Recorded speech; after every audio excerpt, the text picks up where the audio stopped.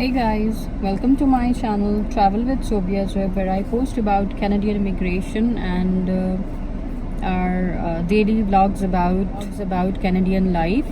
So as I was telling you, this video is basically about new immigrants with kids or families who are living here with kids and kids from 0 to 6 years of age. They want to do something during the summer vacations, or otherwise if you have a toddler. Like for me, my daughter's school is going to start in September because she turned 4 this year. So she will start school in September, and I have an 18 months old as well. So for both of them I wanted some activities during the summer months, but as we are really new here, I don't want to spend heavy amounts in summer classes, so I was looking for free activities. So these programs which I have found on the Peel region website, I'll take you through the steps. You can find out which center is closer in your vicinity, in your neighborhood.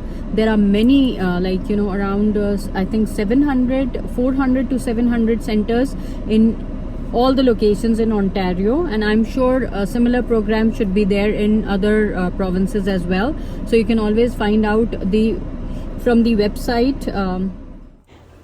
These play on centers, or these are just like daycare centers, and which are completely free of cost. And there were so many different activities that your children can do. And believe me, my toddler and my 4-year-old, they were not ready to come out when we were when it was time to go home. They were not willing to go to get out of that center. They enjoyed so much. There were so many different activities to do. They also, and some centers also take them out for feeding for activities like African safari trip, cherry park trip, high park trip, and even they take them to splash pads, to the closest splash pads in the near to the center. Or they even have some centers, they even have swimming pools. The best part about this is it's completely free, and you don't have to pay any single penny. And these are they start from I think 8:30 till 7 p.m. They are open, but and yes, once you register, you don't have to register with any other center. Like once you are registered in one, like say for example in my network where I am going, there are 6 locations in that network. They have a website. I'll even quote the website below, so people living in my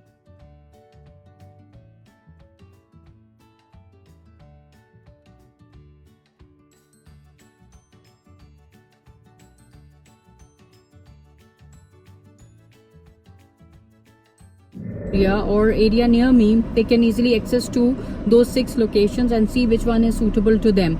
So if one day you decide, if once you register your children, and the next day you take them to your to the center closest to you, then day after tomorrow, if you feel that the same activity, probably if it's the same activity going on, or if any other center is providing probably a day trip to the splash pad, or if they are taking them outside, and if you want to go to that center for an outdoor activity for your kids, you can call them up, find out, or you can go in the morning, early in the morning, and you can join them. If they have space, they will accommodate you. Usually they will accommodate you. But yes, for trips like lion safari or parks, like special parks, and if it's a day trip, then they have to arrange probably bus or something. So yes, that is going to be that you have to give them prior note. Head on. Grasshopper. Grass. It hops on the grass, that's why it's called grasshopper. It looks like that. It's on that you are going to attend this session, you are going to take this trip. The only con which I don't feel, because I'm a full-time housewife, staying at home with my two kids. So the only thing which is there is that you have to be with your kids all the time at the center or wherever that activity is going on. And yes, you have to be with them, like, you know, even when they are playing in the center. You will sit there, you will play with them, you can take a book, you can read, you can do your own stuff there, but you have to supervise your kids all the time. So that's actually good, because that creates a special bond between you and your kids, you know, since at home children get bored. So this is something that I wanted to tell you. And yeah, I'll put down the links to find out, and I will also, and please follow me as I'll take you, if you're living in the Peel region, I'll take you through how to find out the early on centers in your area. So watch this, and at the end of the video I'm also put activities what my kids are doing there. So yes, please like and subscribe Travel with Sobia Jib. Thank you so much for watching. Bye bye.